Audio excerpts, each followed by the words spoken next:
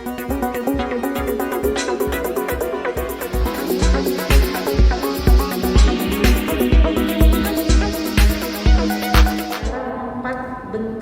RB tematik. Yang pertama, reformasi birokrasi untuk penanggulangan kemiskinan. Yang kedua, reformasi birokrasi untuk percepatan investasi. Yang ketiga, reformasi birokrasi untuk digitalisasi. Yang keempat, reformasi birokrasi untuk optimalisasi pemanfaatan komponen dalam pembenahan, dan sudah dilaksanakan juga kegiatan belajar mengajar secara tatap muka. Kemudian izin melaporkan Bu Sekda, kami untuk pelatihan kepemimpinan aparatur atau PKA terakreditasi A, alhamdulillah tahun kemarin pengaduan dari B menaikkan jadi A, Bu. Kemudian untuk Latsar dan PKP akreditasi A. Kemudian untuk Lemdik atau lembaga terakreditasi dengan bintang 1.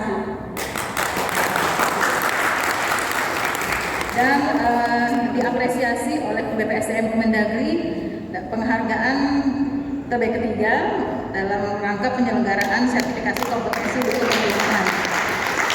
Karena kita sudah LSPDN ya, LSPDN, dan juga kami sudah mendidik atau mengirim pejabat, khususnya pejabat administrator kami dan Widya Suara Debut untuk menjadi asesor pemerintahan.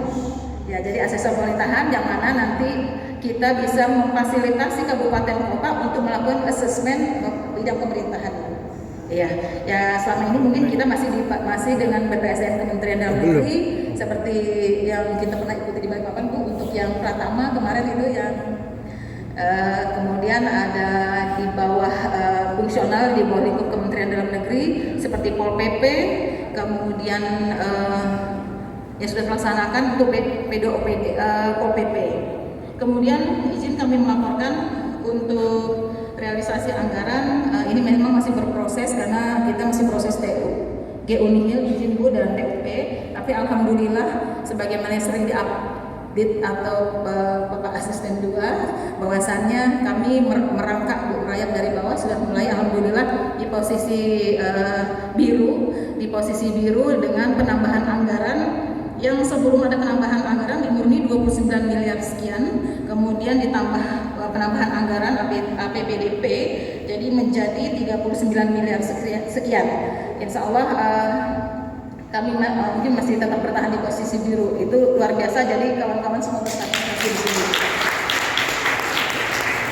Dan di samping kegiatan operasional, kemudian juga izin melaporkan kegiatan masing-masing bidang.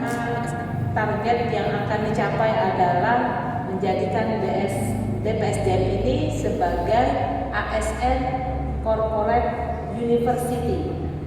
Nah, untuk kesana barangkali nanti saya bisa diberikan informasi peta jalan yang sedang disusun oleh BPSDM, lalu nanti mungkin itu percepatan yang perlu kita lakukan. Jadi tidak harus menunggu IKN itu sudah jadi dulu baru kita jadi ASN Corporate University. Kalau perlu kita sudah menjadi ASN Corporate University ketika IKN itu juga sudah ada di sini. Nah, ini tentu perlu komitmen dari teman-teman di BPSDM, juga dari Bapak Ibu Widya Iswara untuk mengawal BPSDM ini benar-benar menjadi ASN Corporate University. Saya tadi sempat melihat kalau di Jawa Timur tema yang mereka angkat ASN Corporate University SDGs. Nah, nanti mungkin kita bisa merumuskan untuk Kaltim ASN Corporate University kita, apakah general saja atau kita juga punya tematik khusus. Kalau ada tematik itu juga akan lebih baik, memudahkan kita untuk fokus di dalam merancang pelatihan-pelatihan ASN kita.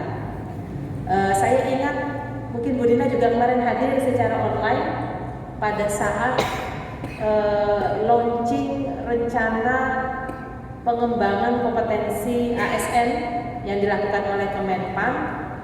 Jadi sampai dengan 2024 konsep penataan ASN itu adalah Smart ASN.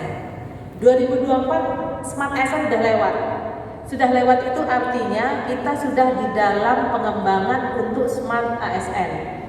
2024 sampai dengan 2030 fokusnya di SDGs, Sustainable Development Goals. Temanya untuk ASN, no one left behind. Tidak ada yang tertinggal. Artinya kompetensi yang diamanatkan untuk ASN itu bisa diberikan secara paripurna kepada ASN sampai dengan 2030. Kemudian 2030 sampai 2045 menuju Indonesia Emas, maka ASN ini benar-benar mereka yang profesional, yang berani mengambil keputusan, berani mengambil resiko, tetapi tidak melanggar aturan. Nah, ada tahapan-tahapan itu. Nah, barangkali ini bisa menjadi referensi kita, ASN Corporate University kita, apakah seperti Jawa Timur, dia ambil SDGs-nya, atau kita ambil tematik yang lain dalam rangka inline ke sana. Jadi kalau kita tidak lagi 2024 akan selesai itu Smart ASN. Smart ASN ini ternyata tidak cukup. Di depan kita ada banyak tantangan. Belum lagi disampaikan dari Kemenpan untuk reformasi birokrasi kita tidak lagi fokus hanya kepada layanan birokrasi, tetapi sudah mengarah kepada 4 tematik.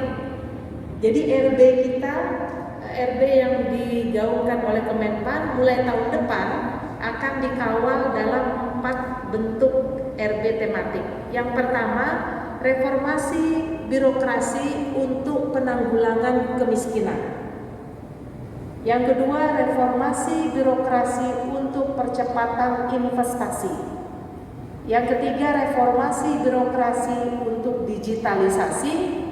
Yang keempat, reformasi birokrasi untuk optimalisasi pemanfaatan komponen dalam negeri. Nah, kita diarahkan bahwa reformasi birokrasi yang dilakukan tidak lagi fokusnya itu internal. Kalau kita bicara RB, yang kita tata itu ASN di dalam organisasi internal. Tapi 4 tematik ini tidak hanya internal fokusnya, tapi juga dampaknya eksternal. Program RB yang kita lakukan berdampak internal, tetapi juga memberikan benefit atau dampak eksternal. Jadi RB dan harusnya memang seperti itu. Layanan birokrasi yang kita lakukan karena perubahan, karena perbaikan, karena adaptasi dan inovasi itu otomatis memberikan dampak kepada publik. Nah, hanya sekarang disinyalir RB itu lebih banyak fokusnya internal untuk kemudahan internal, padahal masyarakat juga menanti sentuhan kemanfaatan itu. Karena itu RB-nya sampai dibuat tematik seperti itu. Nah, ini tentu ke depan di dalam menata program pelatihan barangkali webinar, juga penguatan untuk materi PKA, PKP ataupun lansar. Nah, mungkin kita juga sudah mulai mengarahkan teman-teman ASN kita, mindsetnya sudah akan ke sana. Jadi bagaimana memotret reformasi birokrasi untuk menanggulangi kemiskinan, reformasi birokrasi untuk percepatan investasi, reformasi birokrasi untuk digitalisasi. Ini tentu berlaku di semua urusan ya. Kalau penanggulangan kemiskinan dan investasi mungkin ruang sektornya tidak di semua perangkat daerah, tapi digitalisasi di semua perangkat daerah, pemanfaatan komponen dalam negeri itu juga di semua perangkat daerah.